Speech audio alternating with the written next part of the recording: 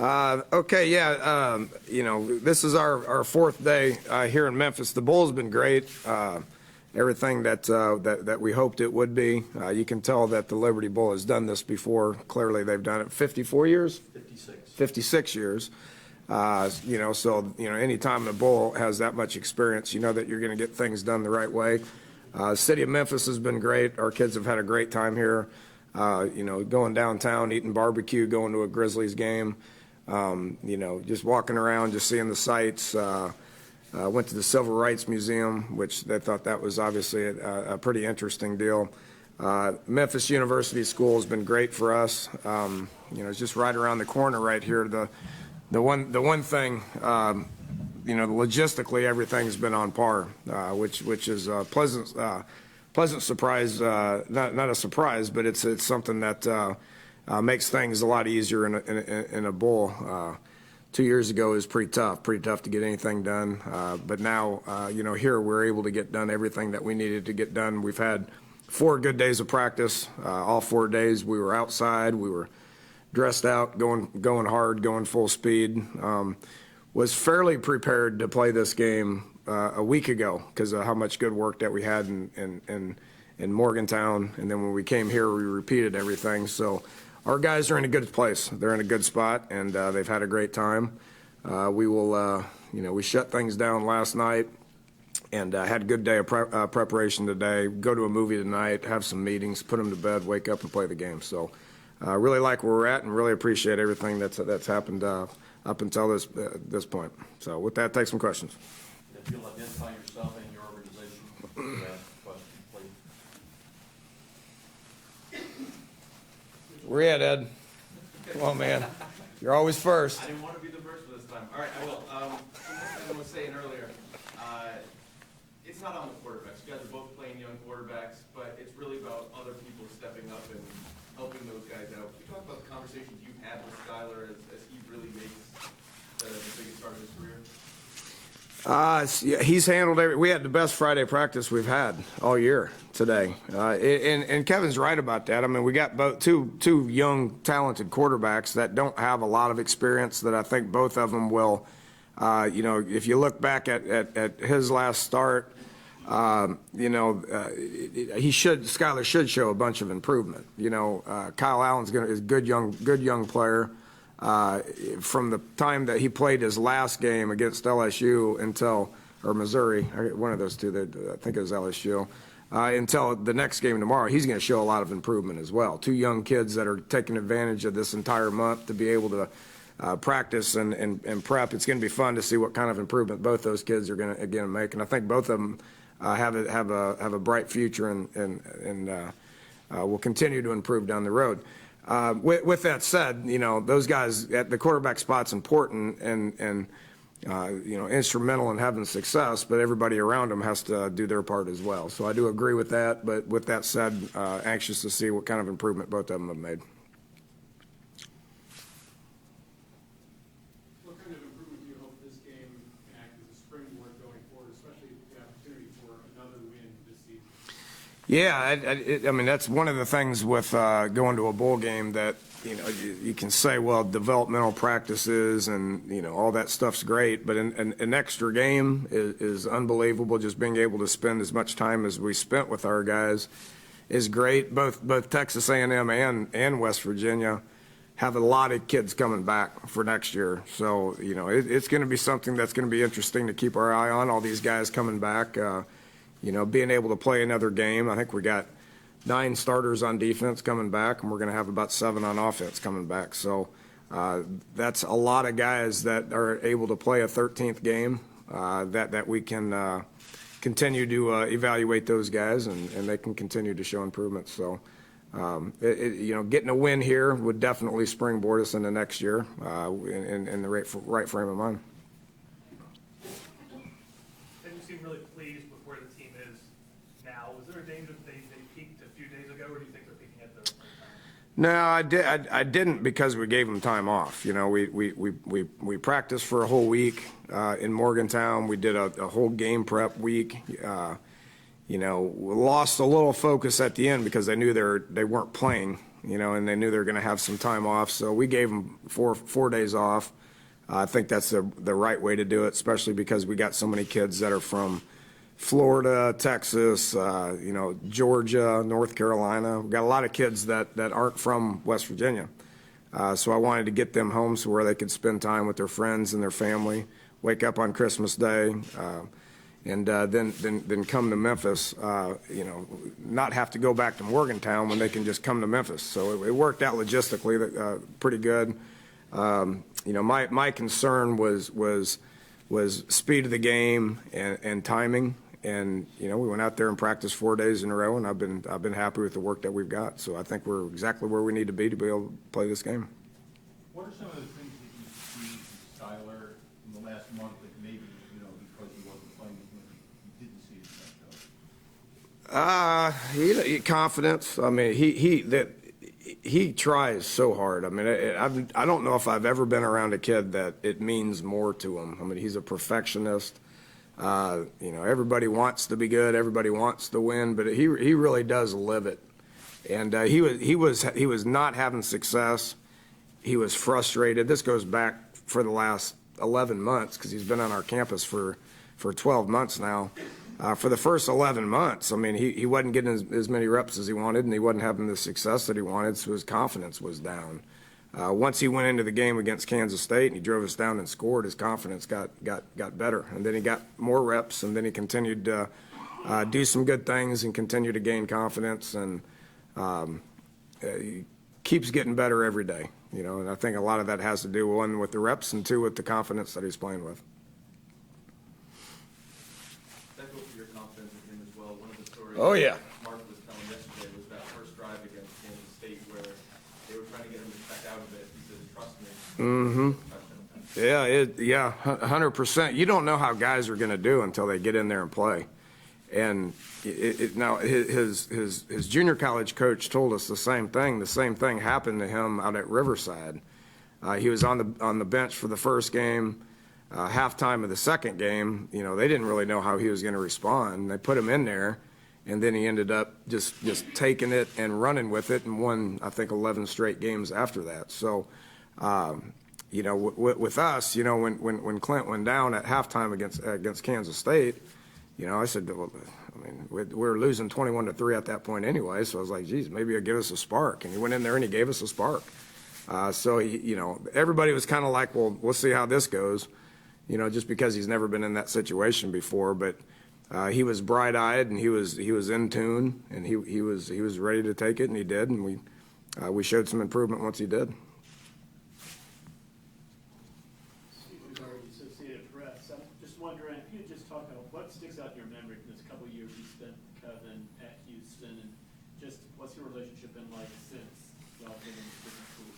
Yeah, it's been good. It was hard for me to leave Houston. I loved it there. Loved working for Kevin. Our working relationship was great. I learned a lot about being a head coach from working with him, especially from the CEO aspect of things. Kevin's never going to spend a high percentage of his time on just one side of the ball. I mean, he's going to divvy it up and recruit his tail off, which they've been recruiting at a very high level for the last 3 years at Texas A&M. He's going to do a great job with the boosters. He's going to oversee what's happening on special teams, offense, defense, coaching staff wise. I mean, he's a true true CEO of a program. And so I learned a lot of that stuff from him. Didn't really want to leave just because our working relationship was so good. Left to go to Oklahoma State just because I saw an opportunity, and obviously it paid off for me. So we've always remained friends, and we'll hate each other for about 3 hours, and then after the game, probably give him a big hug and go about it. Owe him a lot. He was instrumental in me getting this job at West Virginia. He's the one thing I did want to mention is, I've thanked him endlessly for this, but he talked to Oliver Luck, his relationship with Oliver Luck, because of when Oliver was at the Houston Dynamo, Kevin was at the University of Houston. So them two had a pretty good relationship, and he talked to Oliver and called me and says, you owed me one. So I guess I still owe him one. John Wilson with JVTX TV, along those lines, what will it be like tomorrow to look across and see him on the other side of and Jake too? I could care less, to be honest with you. I mean, there's so many relationships in this game. You know, I mean, as soon as I found out we were playing Texas A&M, I mean, the phones were going back and forth from me and Kevin and me and Jake and all that. So it's neat. This week's been neat, bumping into him and being able to spend time with him. But you know, he said the same thing 2 years ago. His first year at Texas A&M, he looked across the sideline at his former boss, Bob Stoops. You know, so I've looked at Mike Leach over there on the sideline. I've looked at Mike Gundy over there on the sideline. I mean, it happens quite often in college football. Once that handshake's over before the game, you ignore what's going on over on that other sideline. So it is what it is. It's not the last time it's going to happen as well. David, once Quentin was ruled out, what kind of role is he playing in the team, and how did you talk with him and try to help him get through it and process it? Well, I mean, he's realistic. You know, I mean, he knew this was going to come to an end, you know, probably pretty quick. So the fact that we got 10 and a half games out of him is big. You know, just going through what he went through last year. We went through the same thing last year. He worked his tail off to get him in as good a shape as he possibly could. And this is no secret to anybody. You could see him deteriorate throughout the course of the season. It's what his body makeup is. So he's been preparing himself for this. He knew it was going to come to an end at some point, and knew the coaching career was going to get started pretty quickly. You know, he's not a coach for us right now. I mean, he's a player. He's a teammate. He's a team captain. He's a starting quarterback. I mean, that role has remained the same. You know, he's a great teammate. You know, he's been good for Skyler because he can stand out there. And I don't need Clint's information because I got Shannon's information and Ron's and J1's and Lonnie's. I mean, that's my information. Where Clint's good is Clint's out there and he's been in Skyler's shoes and he can stand behind them and see things and they can talk. And so when Skyler comes to the sidelines, he's going to have a pretty good sounding board on the sideline. To be able to, you know, discuss what happened and discuss what they got to do to go out and be successful. With all the improvements you guys made defensively this year, what's the one area you're happiest with on the defensive side? Our secondary, you know, Coach Mitchell and Coach DeForest both have done a tremendous job of those guys getting better. You know, obviously the number one thing is Tony Gibson in the scheme and how he calls it and the confidence that he gives our players. The one area that's been fun to watch mature, and it's pretty cool because we're going to have all those guys back next year, but Darryl Worley getting better and KJ Dillon becoming just an absolute terror out there. Carl Joseph is what Carl is. I mean, you know, Drayvon Henry gets better each and every week. Chestnut may have had quietly the best year of all of them. So we get all those guys coming back, and those guys have done a good job coaching them. And, you know, but obviously Tony Gibson is where it begins and it ends with him. And you know, obviously glad to have him locked up for the next 3 years. And I would venture to say that as much improvement as we made this year, I would expect the same improvement heading into next year. Jared Barber's been a great coach on the sidelines as well. You know, you lose Wes Tonkery and you plug in Jared Barber. I mean, that's a pretty good situation. Yeah, the number of guys you played in practice with the Iowa State game with the offensive line, what has that done for the workouts leading up to this? It's allowed some of these guys to get healthy. You know, Quentin Spain's 100%, which he didn't even play against Iowa State. You know, Tony Matteo was able to gain experience and gain some confidence. He's going to be the next one in. You know, but the biggest thing is with those O-linemen, I mean, they played so many snaps. Adam Pankey played the most snaps of anybody on our football team. And he's a sophomore tackle. I mean, that's tough. So those guys were able to regroup and get healthy and be fresh. And then you know, Russell Houghton James and Grant Lingelfelter and Stone Underwood, those guys were able to take a lot of reps in practice to continue to develop and continue to improve. Danny, during the question, Jimmy Buck, your offensive coordinator situation. Would you promote from within? Hey, I don't know what I'm going to do yet. We've had a great week of practice. I really appreciate Shannon and everything that he's done.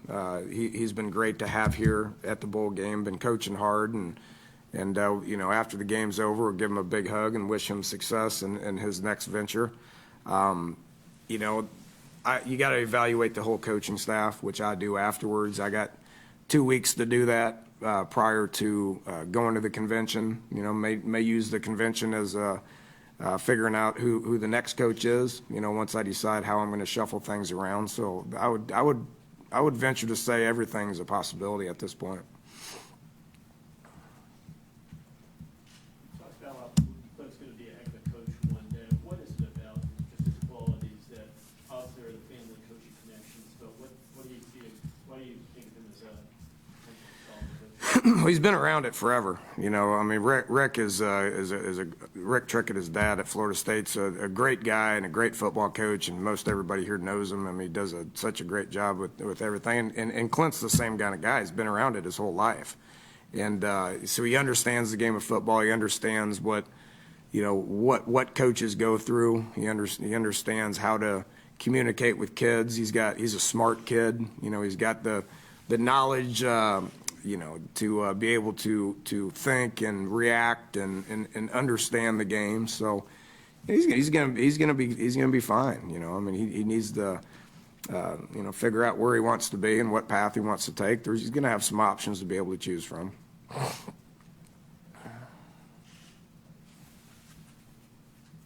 Anyone else? Dana, going back to what we touched on last night, we went through this with Kevin, the Memphis questions that we've got to ask all visitors. So for equal time, we did this with Kevin before. The Elvis question, young or old?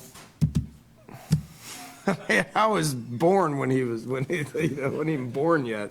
I gotta get to Graceland. That's why I'm going to stay in town for a day or two. So maybe you can take me over there and educate me a little bit.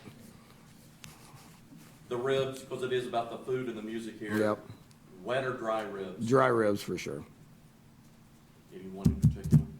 Well, that's the other thing. I'm going to get to a couple of these other places here in the next few days. Good? Good enough. All right. Did you have another question? Okay. Dana, thank you. Awesome. Thank you, guys. Appreciate it.